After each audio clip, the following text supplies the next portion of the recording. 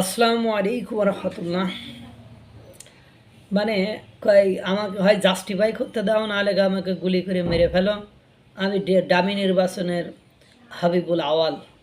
ওরে বেটা, তুই মরবি কি বাঁচবি সেটা নিয়ে আমার কোনো মাথা ব্যথা নেই। কথা তুই জাস্টিফাই নিজেকে করার সুযোগ দিবি, ঠিক আছে, কিন্তু আমার তো মনে হচ্ছে যে হাবিবুল আওয়াল কোনো একটা পক্ষের হয়ে কাজ করছে।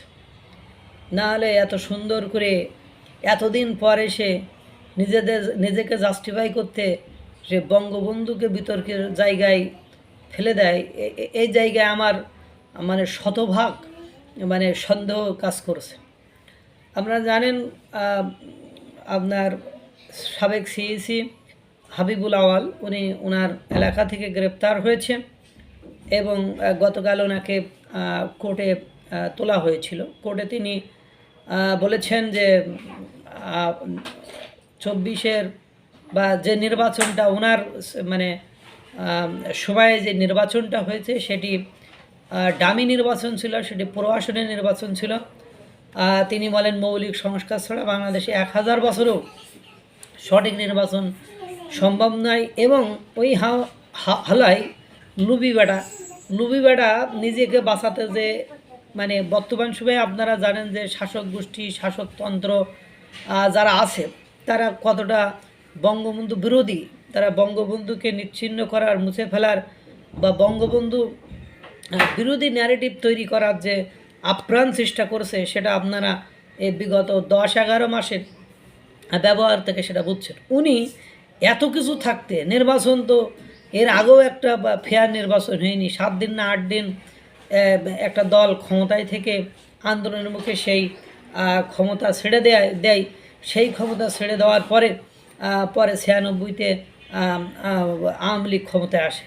নির্বাচন বাংলাদেশের এমন কোনো নির্বাচন আছে যে নির্বাচন সম্পর্কে বিতর্ক নেই? এমন কোনো গণভোট আছে যে গণভোট নিয়ে বিতর্ক নেই? এমন কোনো শাসক আছে যে শাসককে বলা হয় হ্যাঁ উনি একেবারে সুন্দর শাসন ব্যবস্থা কায়েম করেছে? তো উনি এত কিছু থাকতে উনি দাব করে যে 1973 সালের যে নির্বাচনকে তিনি বলছেন যে ক্ষমতার লোভ বঙ্গবন্ধু শেখ মুজিবুর রহমানের। ক্ষমতার লোভ কি ডক্টর মোহাম্মদ ইউনূসের নেই? ক্ষমতার লোভ ডক্টর মোহাম্মদ ইউনূসের নেই? সবারই তো ক্ষমতার লোভ আছে। ক্ষমতার লোভ পৃথিবীতে নেই এমন কোনো ব্যক্তিবর্গ আসেনি? আপনি বলেন। এখন উনি আবার কিছু যে শেখ মুজিবুরের সময় 1973 সালে যে নির্বাচন ছিল সেই নির্বাচন নিয়েও তো আলোচনা আছে, বিতর্ক আছে। শেখ মুজিবুর রহমানেরও ক্ষমতার লোভ। তো শেখ মুজিবুর রহমানের ক্ষমতার লোভ ছিল কি না ছিল? তো তুমি বলি বেটা তুমি কি বোঝাতে চাস? তোর তোর গুলি মারা উচিত ছিল। তোর মানে মানে ধরা খাওয়ার আগেই তোর গুলি মারা উচিত ছিল। ফাউল কোথাকার। তুই যদি এতই নিষ্ঠাবান, এতই নীতিবান, এতই কিছু থাকিস তো তুই পদত্যাগ করিস নি? তো কই আমার ওই সময় পদত্যাগ করার কোনো সুযোগ নেই। তুই দেখা দিস তুই একটা শারীরিক অসুস্থতা তুই দেখা দিস, দেখে তুই পদত্যাগ করতিস, লুভি কোথাকার। হ্যাঁ, আমার যে মনে হয় উনি নিজেকে জাস্টিফাই করার বা নিজে বাঁচার জন্য এমন একটা কিছু প্রকাশ করতে যাচ্ছে। ওনার কথাই যে সব সত্য কথা হবে সেটা কিন্তু নয়। যে তিনি ওনার নামে অনেকগুলো মামলা রুজু করা হয়েছে, ওনার বিরুদ্ধে আছে অবৈধ নির্বাচন। সেই উনি আবার বলেছেন যে সব মাঠ পর্যায়ের ওরা রিপোর্ট দেয়, আমার নির্বাচন কমিশনের কাছ থেকে 2%। উনি জানেন যে নির্বাচনের সময় ভুলভাল বকা একজন ব্যক্তিত্ব। আর ওনার এই ভুলভাল বকা ডামি নির্বাচন, প্রহসনের নির্বাচন নিয়ে আমার কোনো মাথা ব্যথা নেই। কিন্তু আমার মাথা ব্যথা এক জায়গায়, শুধু যে শেখ মুজিবকে কেন ডাকলো, বঙ্গবন্ধু শেখ মুজিবুর রহমানকে এখানে নিয়ে আসার মানেটা কী? বঙ্গবন্ধু শেখ মুজিবুর রহমানকে নিয়ে আসা কথা এবং তার বক্তব্য এবং তার বিরুদ্ধে যে কথোপকথন এবং তাকে মানে বিতর্কিত করার যে বিষয় এবং তাকে খাটো করার যে বিষয়, এটা নিয়ে আমার তার প্রতি সন্দেহ হয়েছে যে তিনি কারোর পেইড এজেন্ট হিসাবে এখন বর্তমান সময়ে এসব কাজ করেছে কিনা। দেখো যে তুমি এমনি এমনি করলে, তুমি এমনি এমনি সাক্ষ্য দিলে তুমি রায় পেয়ে যাওয়া, মানে এ পাবা তা পাবা। আরে বাংলাদেশের বিগত মানে কোন নির্বাচনটা বৈধ নির্বাচন হয়েছে? কোনো নির্বাচনে বৈধ হয়নি।